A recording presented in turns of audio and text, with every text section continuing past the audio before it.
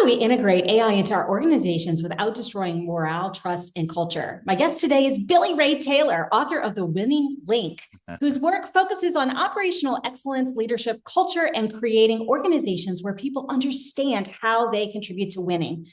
Billy, welcome to the show. Hey, Jen. Hey, thank you for having me. Great to see you again. Likewise. So let's just start with the elephant in the room. Many employees hear AI and immediately think, my job is at risk.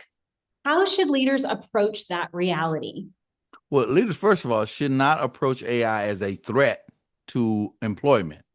They should approach it as an opportunity. And so what I've done, you think of psychological safety. You think of, when we walk in our jobs, I use AI as a complement to what the human brings to the table. I can help you do your job faster, more effectively, and then I show senior leaders the impact to the bottom line. Most people use AI as this updated Google, right? They can search more. It's more than that. It helps me problem solve faster. It helps me sort through. I just talk specifically me and my company. Where when I used to focus on operating and problem solving, was 40/60. Now it's 20/20 problem solving, right? And then I look at the 20% firefighting, but I've got 60% where I improve. That's what AI does for me. It helps me improve my enterprise. But you have to be cautious.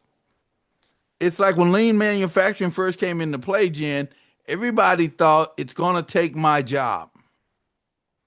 And it's how I communicated to people what it is. First of all, it's got to understand what is it, why are we doing it, and how are we going to use it. Great leaders, if they put that in place first, I think people will accept AI. They'll embrace it rather than resist it. Well, let me dive a little deeper into that because one of the things that and I've been in this industry for a while, one of the things that I hear is, leaders, they try to calm that fear, but they're really vague with their reassurance in practice. And that almost always backfires on the front end. So let's dive a little deeper into how you would communicate the AI impact with real transparency. What is going to be automated? What's going to be elevated? And what skills really become promotional skills in the Mhm. next 12 months without disrupting company morale, team morale? Yeah, first of all, think about this: the ugly baby. Everybody hates to call a baby ugly, right? They shy away from those tough subjects. AI is kind of like the ugly baby now. We don't want to call a baby ugly. How would Billy Taylor do it? I would bring in. I start with educational. Basically, what is AI? Right? I'll go back into telling the whole team what is it, and then what I do explain the basically how we're going to use it. We do problem solving right now. We have all these gaps. We're not hitting our targets. We're not. AI is going to help us do this. So let me demonstrate or have Jen come in and demonstrate to you how this works. And what I want to do now is these workshops and train you on what this is and how we're going to leverage AI. And so what I would do is that would be the approach Billy Taylor is taking today. And Billy Taylor is going into companies that are large and small and doing this approach, and they're embracing it. And Jen, one of the things they're embracing is I'm not doing it to them, I'm doing it with them. Right. And I'm training them on it. And then what I get back in return is we can use it for this and we can use it for that. Now, sometimes, so basically someone says, well, then Billy, attrition is inevitable. No, it's not. What Mm. happens is sometimes I just don't fill certain jobs if I don't need it. But why not go get more business?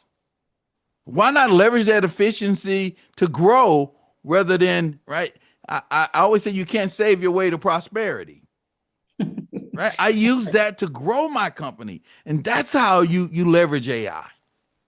I couldn't agree more. It's all about amplifying our human talent and putting them in the position to succeed so that we can increase capacity. So now let me ask you the next question, because you and I have talked about this, and you talk about this extensively, and that's the accountability piece. But AI in practice has a learning curve, especially with some of the older personnel that maybe are less technically inclined, or people who are having a digital transformation in addition to the AI transformation. Yes. So considering psychological safety and considering accountability, what do we as leaders look at? What does a clean accountability model look like in the first maybe 90 days? Like, what are we measuring? What's getting coached? who get what consequences at what time, because the reality is we can't excuse performance forever because we're learning AI, but we do have to have some sort of a plan that makes sense. Mm-hmm. Well, I was just start with accountability. I would say in the absence of ownership comes blame. Mm. People have to own part of that learning. All right, Curve. It's not me that I force you to get a college degree. I force you to get your MBA. Right. I put the opportunity in front of you, and you know why you wanted your MBA or you wanted your degree? Because it was explained to you the impact and the benefit of having so. So I use that same approach with AI. And you know what? It depends. I don't train everyone on AI, or sometimes it's in moderation. It's based on the need. But let's just go back to what you just said, psychological safety.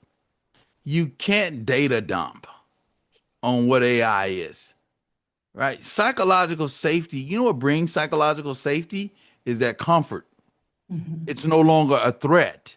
See, psychological, if you're a mean boss and you're yelling at me or you're forcing it, I'm gonna be quiet. I'm not, right? Because it's a threat. You're a threat. And so at some point, I ease that tension. For instance, we have what's called Linked XLOS. It's a software, and everybody was like, "Wow, it's going to take my job." And I said, "No, can I walk you through a sandbox, a real live example? It's just real simple to get you acclimated to what we're doing. Say AI, create these little small sandbox. Says, create these things where they're educational, and then have these cycles of training and feedback loops. But you can't not, you can't not embrace what's about to happen, because if you do, you will be out of business. Mhm. I was recently with a person that did some huge AI work for Facebook. We met in South Carolina. Here's what's interesting. Look at the adaptation to AI. This is Chat GPT. In 2 months, you had hundreds of millions of users. 2 months. That Mhm. didn't happen with Facebook. That didn't happen with the internet. So it's here. How do you create that safe space? And leaders have to create those platforms.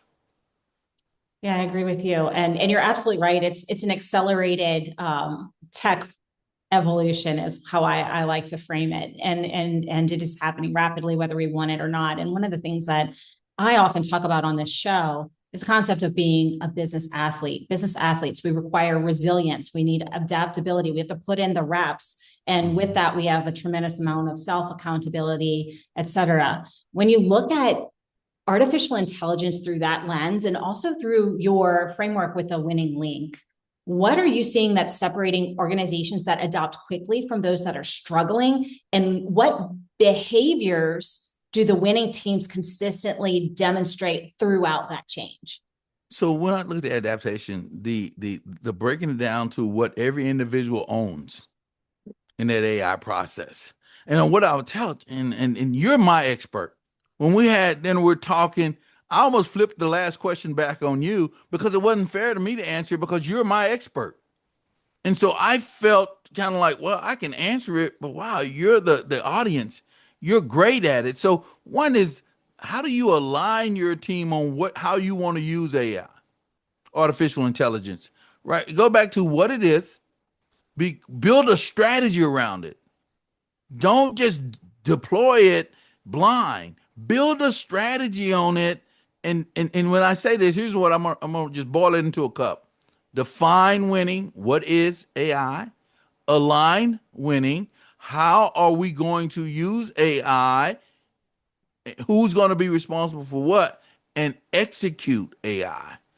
How we're going to govern it, in every month we're going to go back to our plan and say, did we do what we said we were going to do with AI? And we have a plan with communication, measuring results, and a scoreboard to show us if we're winning with AI. That's what Billy Taylor would do. Thank you, Billy. So, for the audience, if they would like to learn more about how to work with you or about your book, how can they find you? Go on LinkedIn. There, I always respond, and I have this free school called the School of Business Execution. It's kind of like my hobby. I give the strategy on a page, show you how to do that. Don't charge people for it. It's just my way of giving back. But those are the two platforms. I don't watch a lot of TV. At night, I go back and look at my LinkedIn, and then I communicate with people. Thank you so much for your time. I value your expertise. Have an amazing rest of your day. You too, Jen. Great seeing you.